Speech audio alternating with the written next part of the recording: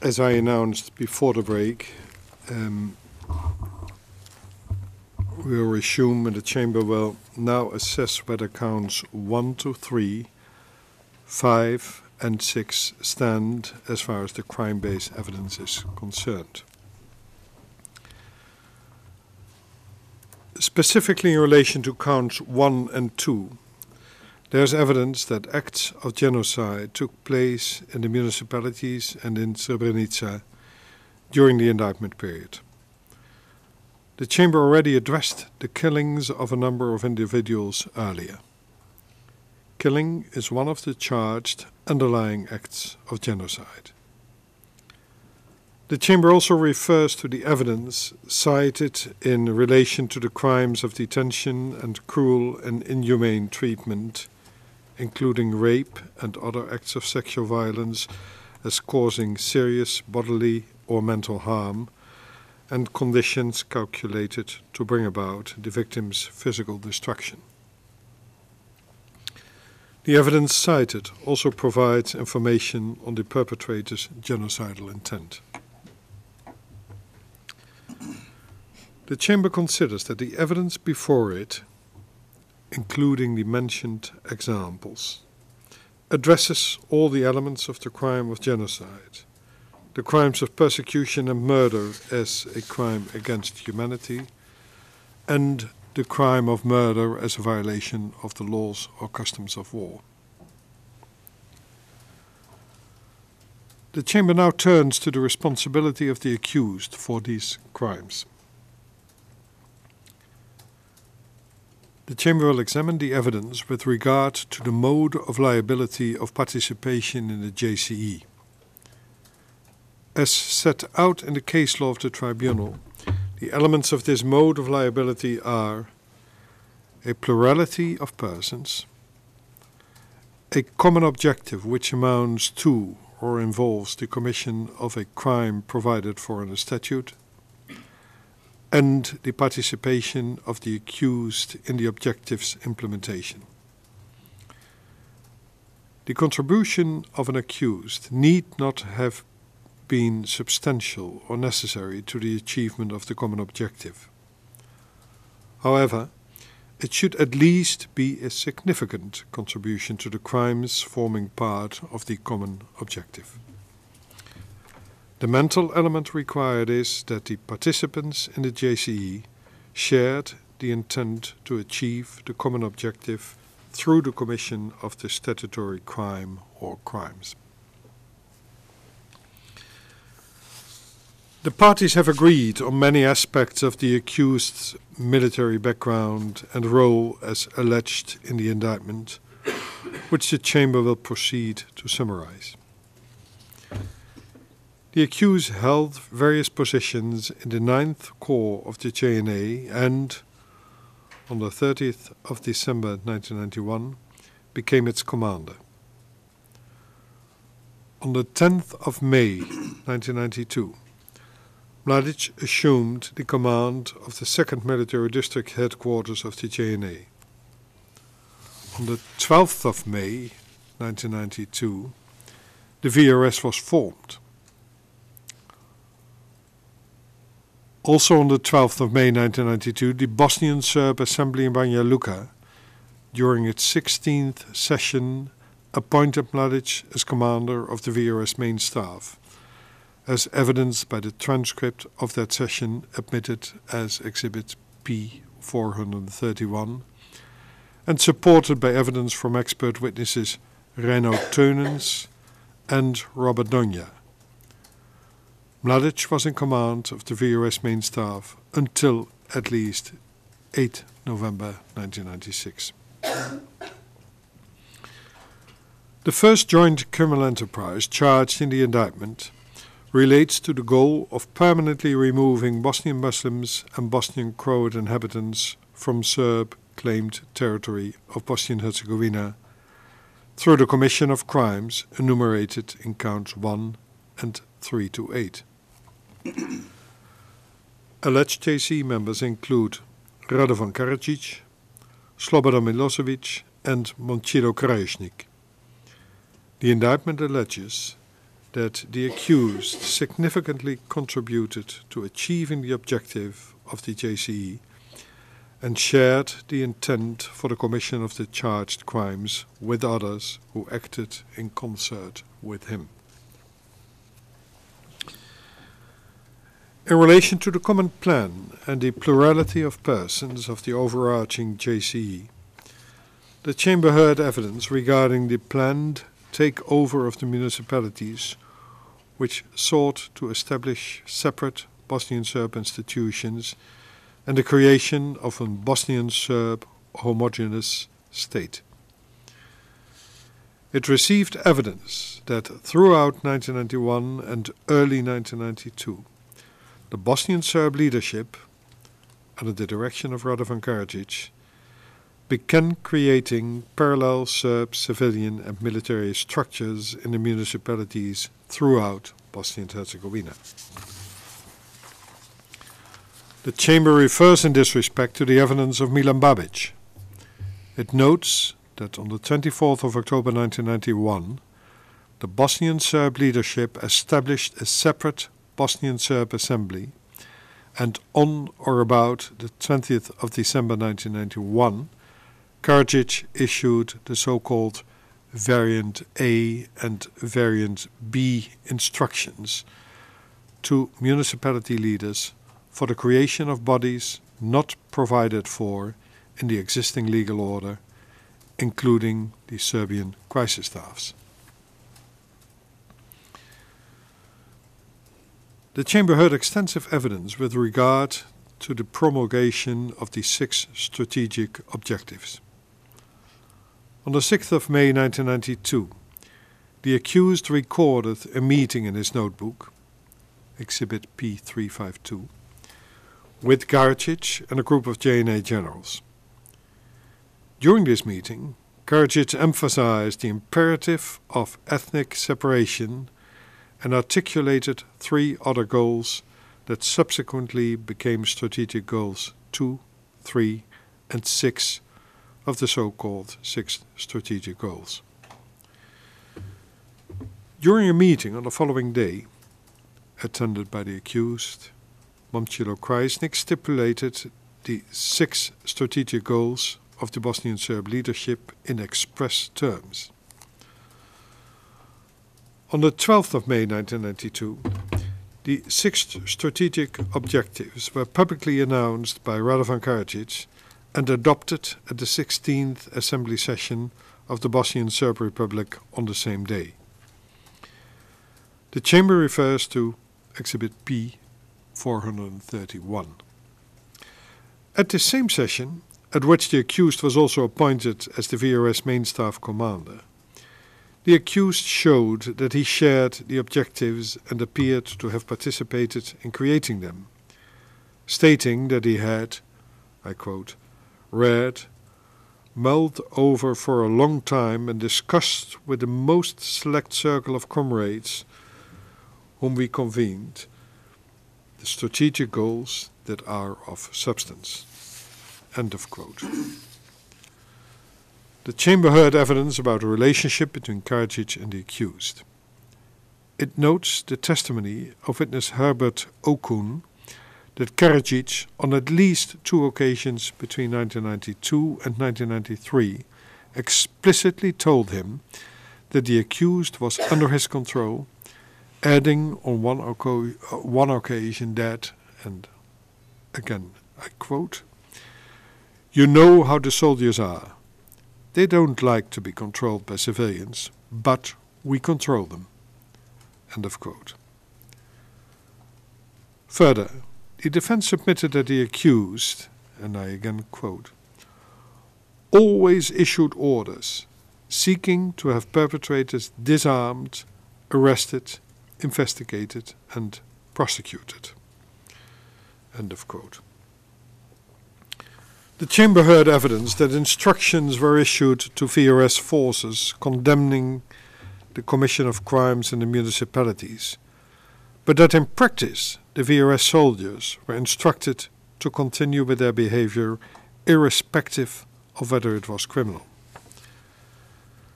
The Chamber notes that on the 12th of June 1992, the VRS main staff issued instructions regarding the treatment of prisoners and the creation of detention camps. The Chamber refers in this respect to Exhibits P. 377, P. 189, P. 3910, P. 3979, and the Notebook of Mladić, P. 353 at page 160. The Chamber also refers to the evidence of witness RM19, a member of the 11th Herzegovina Light Infantry Brigade from May 1992, who testified that at the end of May or in early July 1992, Zoran Vukovic, June. Yes, when I misread. Yes, I misread. It was at the end of May or in early June 1992. Zoran Vukovic, the battalion commander, read out a statement allegedly signed by Karadzic to a group of soldiers, including the witness. According to the statement, the soldiers were not to burn any more property or kill any more prisoners. Following the statement, Vukovic asked each soldier to sign a paper to the effect that they had heard the statement. Vukovic conveyed the best regards of the commander in Pale to the soldiers and told them they were doing a great job and should continue to do so. One of the soldiers asked Vukovic why he wanted him to sign the statement if the killing and burning should continue, to which Vukovic responded that the soldier should not think too much. Witness RM81 testified that he watched television coverage of the assembly in Sarajevo, where Karadzic announced that at some point Muslims will disappear from the face of the earth. He also testified that around September 1992, Sveto Veselinović, president of the Serbian Democratic Party in Rogatica and member of the War Commission of the Serbian Republic of Rogatica, told the witness that all Muslims would disappear from the territory.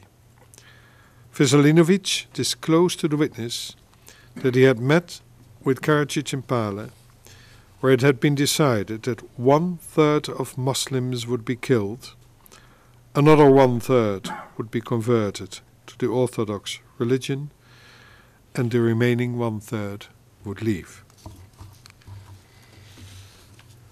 The Chamber heard evidence that throughout the municipalities, the execution of the policy of the Bosnian Serb leadership resulted in large-scale expulsion of the non-Serb populations from the municipalities.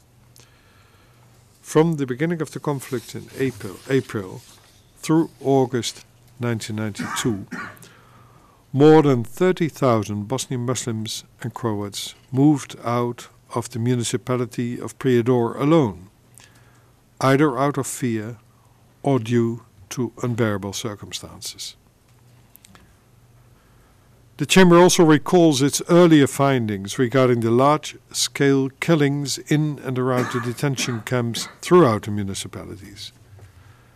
There is ample witness testimony and documentary evidence that persons detained at the detention camps in the municipalities were placed there solely on the basis of their ethnicity.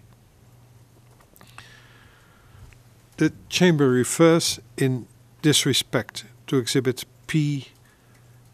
3801, a report by the Bosnian Serb MUP to Radovan Karadzic dated the 19th of July 1992, stating that, when I misread, I should have read, dated the 17th of July 1992, stating that, and I quote, "The Army, crisis staffs and war presidencies have requested that the Army round up or capture as many Muslims as possible, end of quote, who were to be placed in camps. Based on the foregoing, the Chamber considers that there is evidence upon which, if accepted, a reasonable trier of fact could be satisfied beyond reasonable doubt that during the period relevant to the indictment, there existed a joint criminal enterprise composed of, inter alia, members of the Bosnian Serb leadership and the VRS, including Radovan Karadzic and the accused, the purpose of which was to permanently remove the Bosnian Muslims and or Bosnian Croats from Bosnian Serb claimed territories in Bosnia-Herzegovina through the commission of the crimes charged in the indictment.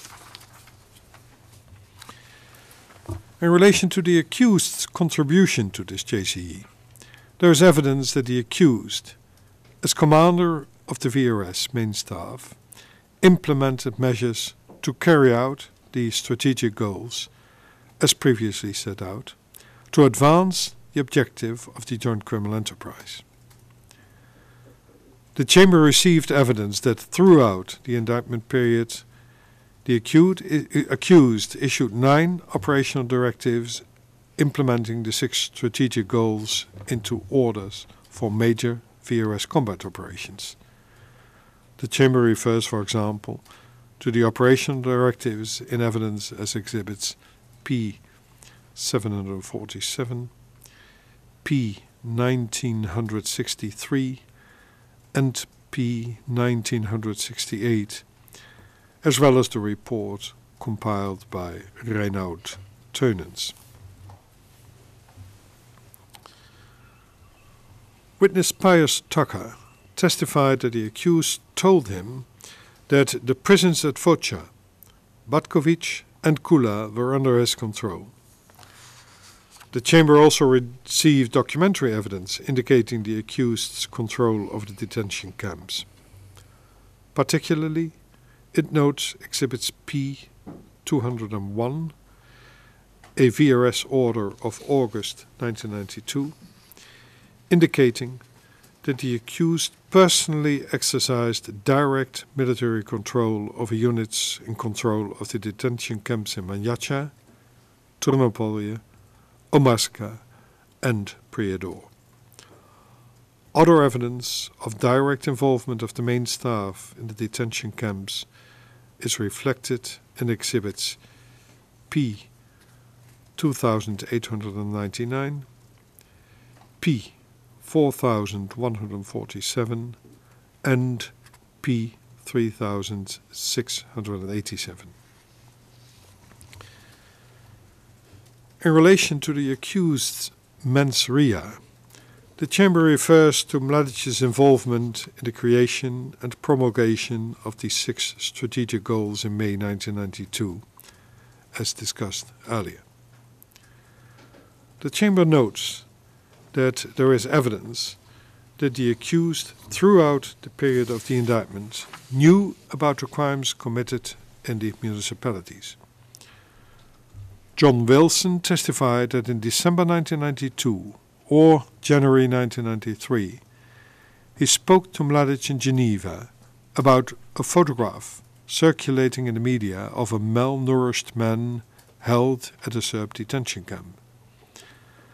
The Chamber further recalls the evidence of witness RM48, who testified that Mladić knew that girls from Foča were kept by his troops as sexual slaves. The Chamber notes the effect that the rapes had on the Bosnian Muslim women and the testimony of a rape victim who stated that in her opinion the Serbs, and I quote, wanted to destroy, kill, destroy our spirit as much as they could, because there's no cure for a woman who was raped, end of quote, adding that she would never recover. The Chamber also refers to the evidence of David Harland, who testified that during the week ending on the 3rd of November 1993, he attended a meeting where Mladić stated that unless all 22 Serb prisoners of wars in the Gorazde pocket were returned, he would kill everyone in the eastern enclaves except for the children. Mladić's words at this meeting were recorded by international observers in Exhibits P 4639 and D7. The Chamber also received intercept evidence regarding the accused's state of mind. In an intercepted telephone conversation of May 1992, Mladić warned Fikret Abdić that he would, and I quote again, order the shelling of the entire Bihać, end of quote. Mladić stated that, I quote, the whole of Bosnia will burn if I start to speak, end of quote, and continued by saying, I again quote, not just Sarajevo, end of quote. In an intercepted conversation of the 5th of August 1992, Mladić threatened to use heavy artillery weapons on a, I quote again, densely populated area, end of quote, if his demands to cease combat activities were not met. The Chamber also heard the evidence of Šefik Hurko, a Bosnian Muslim who was detained at the Razatnik camp in Rogatica municipality from August 1992 through April 1994, who testified that sometime in April 1994, 10 to 15 detainees from the camp, including the witness, were brought to a place near Gorazde. There they were instructed by the warden of the camp, Bojic, to work in the forest and to speed up because Mladić was coming. When Mladić noticed the detainees had asked who they were,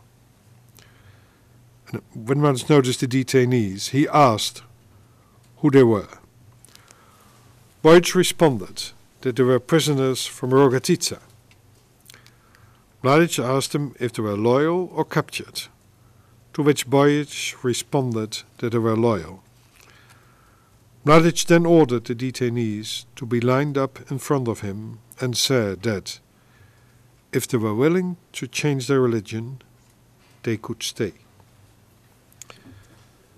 Based on the foregoing, the Chamber is satisfied that there is evidence upon which, if accepted, a reasonable trier of fact could be satisfied beyond reasonable doubt that during the period relevant to the indictment, the accused participated in the joint criminal enterprise comprised of, inter alia, members of the Bosnian Serb leadership, including Radovan Karadzic.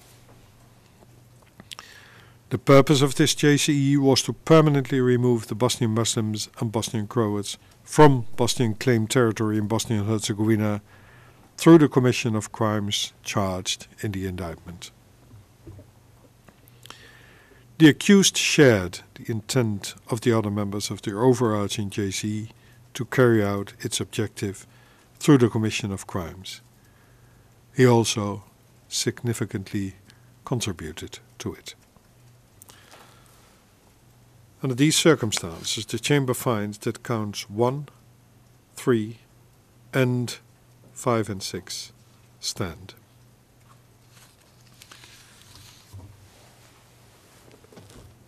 The Chamber recalls that the defense did not specifically challenge the second joint criminal enterprise. The Chamber will further deal with counts 9 and 10 later in this decision. The Chamber will now move on to the third joint criminal enterprise alleged in the indictment, namely the JCE to eliminate the Bosnian Muslims in Srebrenica by killing the men and boys of Srebrenica and by forcibly removing the women, young children and some elderly men from the enclave through the commission of crimes charged in counts 2 through 8 of the indictment. The implementation of this plan is alleged to have commenced as early as March of 1995, continuing until the 1st of November 1995. Alleged JCE members include, inter alia, Radovan Karadzic and senior officers of the VRS and Bosnian Serb MUP. The accused is alleged to have contributed to achieve the objective of the JCE by, inter alia, commanding and controlling the VRS in furtherance of the objective. It is alleged further that he shared the intent for the commission of the charged crimes with other members of the JCE.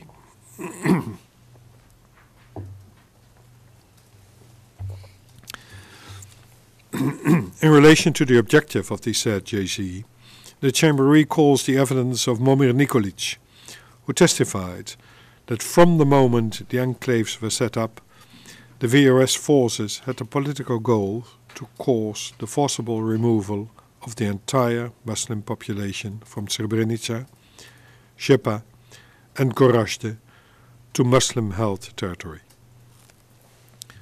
The Chamber also considered Directive 7 in evidence as Exhibit P 1469 and discussed by the parties during their submissions. This directive is dated the 8th of March 1995, addressed to the commanders of the various corps commands and signed by the Supreme Commander Radovan Karadzic. It ordered, inter alia, that the Drina Corps carry out the, I quote, complete physical separation of Srebrenica and Žepa. And the quote further continues, as soon as possible, preventing even communication between individuals in the two enclaves.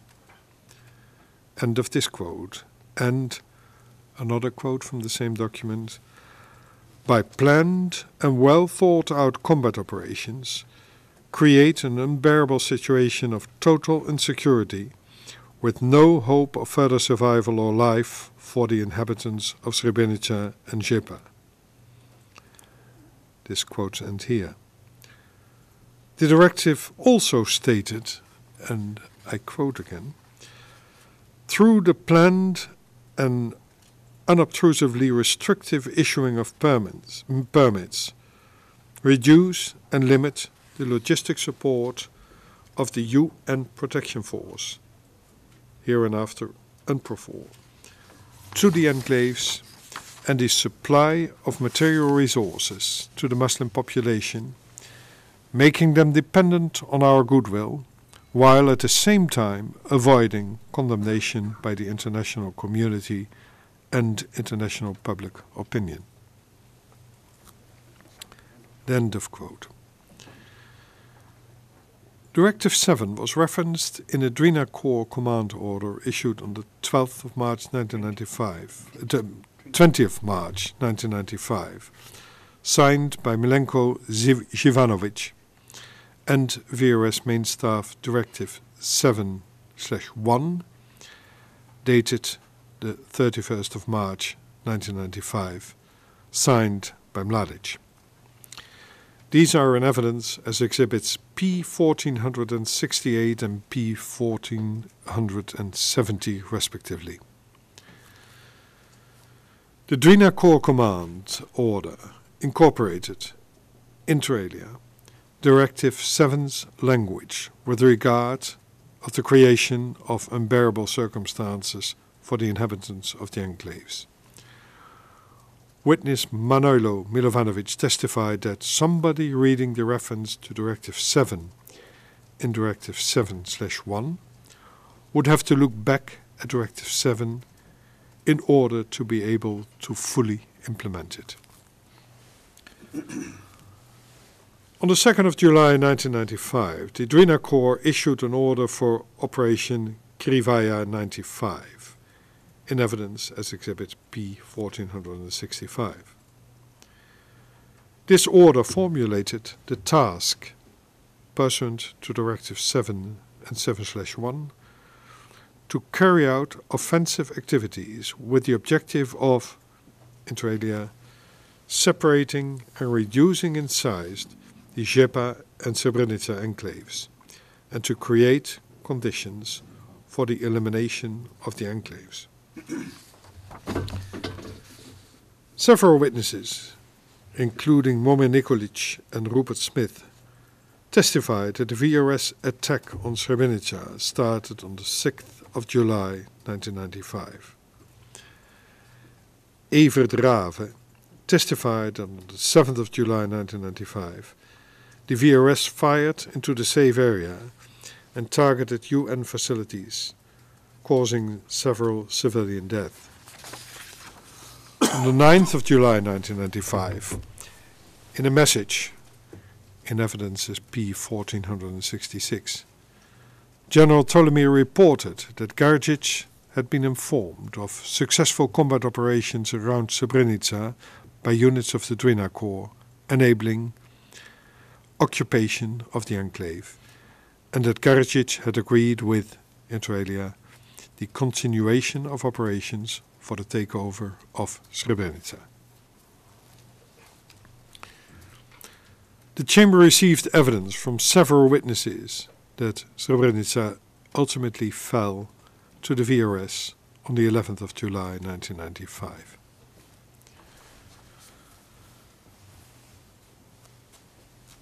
Momin Nikolic testified that early in the morning of the 12th of July, in a conversation with Popovic and Kozoric, Popovic told him that all the women and children would be transferred to territory controlled by Muslim forces, which was either Kladanj or Tuzla. The witness asked what would happen to the able-bodied men, to which Popovic responded that all the, and I quote his words, Balias, end of quote, should be killed. Witness RM 513 and Richard Butley testified that the term Balias was used in a derogatory fashion by Serb forces to refer to Muslims. Nikolic, Kozoric and Popovic then discussed possible execution sites. The Chamber heard evidence of a meeting at around 8 p.m. on the 13th of July between Bejara and Momin Nikolic in the center of Bratunac. Bejara told Momin Nikolic that the Muslim prisoners would be temporarily detained and then executed in Zvornik. In a subsequent meeting attended by Bejara, Miroslav Doronjic and Vasic, Doronjic and Bejara had an argument about where to take the captured Bosnian Muslims. Momin Nikolic testified that on this occasion, Bejara insisted that the prisoners remain in Bratunac, stating that he had received an order from his, and I quote, boss, end of quote, that the Muslims should stay there. Momin Nikolic understood Bejara's reference to his boss to refer to General Mladić, as all officers referred to Mladić as the boss. Doronjic opposed Bejara's proposal, stating that he did not want the Muslims detained and killed in Bratunac, and that he had received an order from Karadzic that the Muslims should go to Zvornik. The Chamber also considered the evidence of witnesses, including witness RM 322, Damjan Lazarevic, and Zvijetin Ristanovic, of coordinated burial operations organized by the VRS following several executions alleged in the indictment, involving, among others, the Zvornik Brigade Engineering Unit. With respect to the requirement of plurality of persons, the Chamber refers to the evidence set out above concerning the interaction and communications between the various high-ranking VRS officers, including Mladić, Ptolemija, Beara, Kozoric, Krstic, and Popovic. In addition, it notes the evidence of Mladić concerning the presence of MUP commander Ljubiša Borovčanin in Potocari during the process of transportation of the Bosnian Muslims discussed earlier in this decision, as well as the involvement of Karadzic in respect of Directive 7.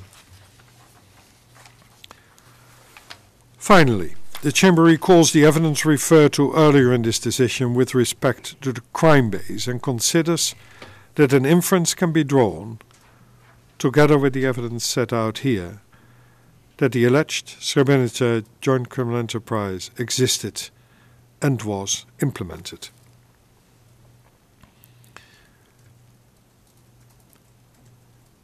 In relation to the accused's contributions to this third JCE, the Chamber gave regard to the following evidence. In an excerpt of an intercepted conversation recording a voice which witness Ljubomir Obradović identified as that of the accused, Mladić is recorded as stating, with reference to UNPRO-4 and humanitarian convoys, that he would not have taken Srebrenica or Žepa if he had not starved them in the winter, adding that since February he only led through 1 or 2 convoys. This conversation is in evidence as Exhibit P 1789.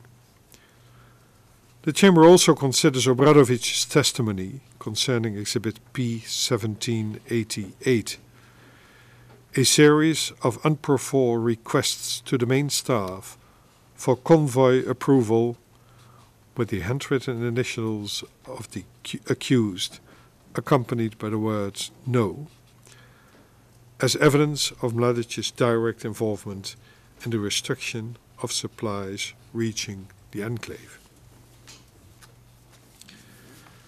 The Chamber further notes the testimony of Momir Nikolić that General Krstic was in command of all units taking part in the Srebrenica operation until General Mladić arrived and took over command. The Chamber also refers to Exhibit P 724, a report by MUP Commander Ljubiša Borovčanin on the combat engagement of police forces in the period of 11 to 21 July 1995, which details that Borovčanin took orders from Mladić to engage police forces in, inter alia, Potocari. Momir Nikolić testified, moreover, that during one of the meetings held at Hotel Fontana on the evening of the 11th of July 1995, Mladić threatened and intimidated the Dutch officers, as well as Nevzat Mladić, a Bosnian Muslim, telling them that he wanted the Muslim army to surrender, that the future of Mladić's people was in Mladić's hands, and that they could choose to survive or disappear. This is recorded in video footage in evidence as Exhibit P 1147. In relation to the accused's intent, the Chamber refers to the following evidence in particular.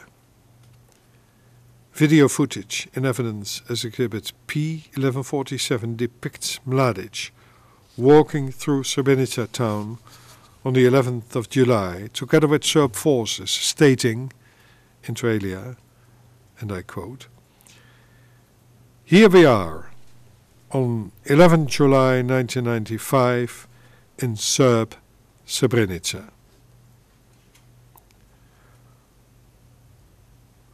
Further on, "We give this town to the Serb people as a gift." and "The time has come to take revenge on the Turks." End of these 3 quotes. Witness Reinoud Teunens testified that the word Turks was used to refer to Bosnian Muslims and was often considered a derogatory term. Momin Nikolić testified that in the afternoon of the 13th of July he met Mladić at the crossroads in Konjević Polje, where there were prisoners visibly present. Mladić exited his vehicle, approached a group of prisoners and addressed them, stating that they should not worry and would soon be taken wherever they pleased. Returning to the vehicle, the witness asked Mladić what would really happen to the prisoners. Mladić responded by smiling and making a sweeping gesture with his right hand from left to right, approximately at the middle of his body. Mladić then laughed and entered the vehicle. The defense submits as examples that Mladić's preference for a cessation of hostilities and his efforts to exchange Muslim with Serb prisoners negates any possibility that he intended to destroy the Muslims in Srebrenica. Based on the above cited evidence, the Chamber considers, however, that the evidence could lead a reasonable trier of fact to be satisfied that the accused possessed the specific intent. The Chamber considers that on the basis of the foregoing, there is sufficient evidence upon which, if accepted, a reasonable trier of fact could find beyond reasonable doubt that there existed a joint criminal enterprise composed of a plurality of persons, including Karadzic, Mladić, Ptolemir, Borovchanin and other high-ranking VRS and MUP officers, the common purpose of which was to eliminate the Bosnian Muslims in Srebrenica through the commission of the crimes charged in the indictment. The Chamber considers further that there is sufficient evidence in accordance with the aforementioned standard that Mladić participated in and made a significant contribution to this JCE. The standard is equally met with respect to Mladić's intent for the JCE, namely that he shared intent with other alleged JCE members to commit the crimes charged in the indictment.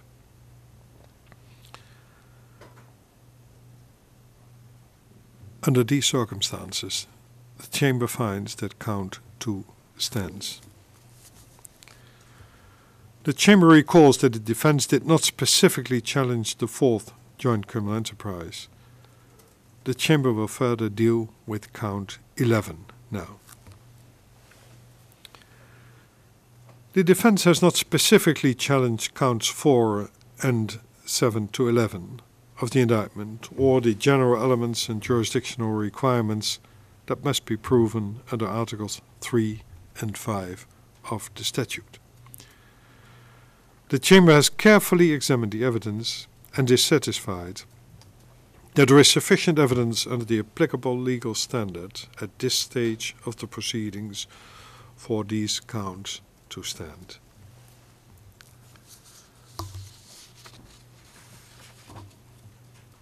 Accordingly, the Chamber considers that the accused has a case to answer on all counts of the indictment. And this concludes the Chamber's decision on the defense's request for acquittal pursuant to Rule 98 bis.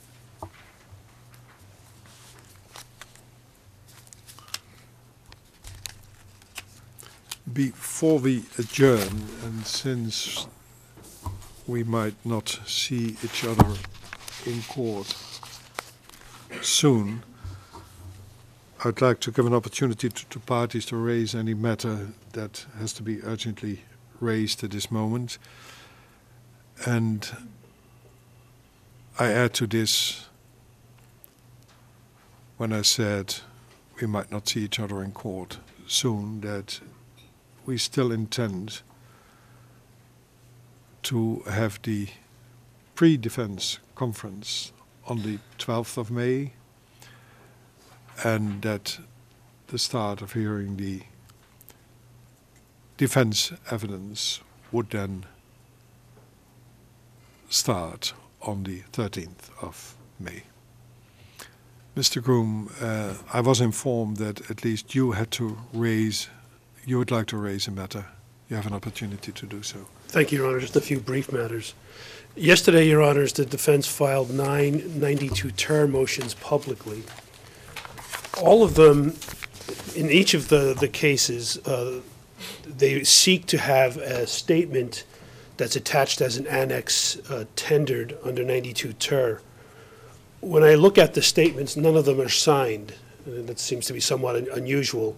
So could I ask the defense to clarify, are these draft statements that will be signed, or is there a signed copy somewhere? And these are final statements. I'd appreciate some clarification about that. Mr. Mladić. Yes, Your Honors. The statements are statements that will be signed by the witnesses when they arrive for proofing here in The Hague. Can I then just follow up whether Mr. Mladić expects the witnesses to make any amendments to these statements? And if so, is there a plan to get the prosecution the final statements in time to prepare for the examinations? We, of course, will endeavor to give the prosecution as much advance notice of any corrections or modifications to the statements. We do not foresee for the statements to be drastically altered when the witnesses arrive. That's helpful, and I'm grateful to Mr. Mladić for that information. Also, when we attempted to call up the associated exhibits at E-Court, we were unable to do so. Can I inquire whether there's a plan to have those released? Your Honors, we have had some extreme difficulties with E-Court and indeed the logins for the defense teams over the last, I would say, 2 weeks. I do not know what I can represent in relation to that. The plan is to have them all released at the time of the motion being filed. I know they have been uploaded into E-Court at that time, but we are still having technical difficulties that we've been trying to resolve with the other organs of the tribunal. Your Honor, in light of that, could I ask that Mr. Mladić send us a courtesy copy so we can begin to work on our response to these motions? That would be very much appreciated. Of the associated exhibits, you mean? Yes, sir. I will have that passed along, and we will do that. You'll do it. And finally, Your Honor, given the number... Could I ask, just intervene for one moment? If you say that you have had, for 2 weeks, technical difficulties, you referred... yes, you try to resolve that with the other organs of the tribunal. I'm a bit surprised that in 2 weeks it's still not resolved. Can the chamber in any way assist, or is there anything you'd, because it's of some concern to the chamber, if this would continue for the further future? As Your Honor knows, the computer systems have been updated recently, and there have been some difficulties after the update. Yes, but could the chamber, for example, assist in urging, and then you should tell us who to address to give priority to resolving your problems at this moment? We have a problem with the logins, Your Honor, of our, for instance, today, most of us don't have access to E-Court because we're all using one login. Yes. I had problems with logging in as well, although that was resolved rather quickly. When did you report the login problems to our technical people? When? Monday. Last Monday. Last Monday, does that mean yesterday or last week. week, Monday? Okay, that's then 8 days, which to the extent the Chamber is able to assist, we'll certainly try to have it fixed and priority be given to that problem of yours. Mr. Groom. And the final matter, Your Honor, is I inquire whether Mr. Mladić would be willing to provide us with a tentative order for these 9 witnesses, given the short time frame. We would appreciate knowing how best to prioritize our responses to them. I am not in a position to answer that. I'll have to check with the rest of my team in Belgrade, as I do not have that information at present, but I can informally communicate that to the prosecution as soon as I receive it. I thank Mr. Mladić and I thank the Chamber. And when do you think you could receive that? Your Honor, I will contact the office as soon as we conclude today and hope to get it by tomorrow, hopefully. Yes. So we are talking in terms of days, Correct. not in terms of a week or more. Correct, Your Honor. I hope I should be able to get that within a matter of days. Yes. Any other matter, Mr. Groom? Your Honor, thank you. Then, Mr. Mladić, is there any matter you'd like to raise? The defense has nothing further to raise at this point. Thank you very much. Then we will adjourn. And as far as matters stand now, we will resume with the pre-defense conference on the 12th of May. We stand adjourned. All rise, fearfully.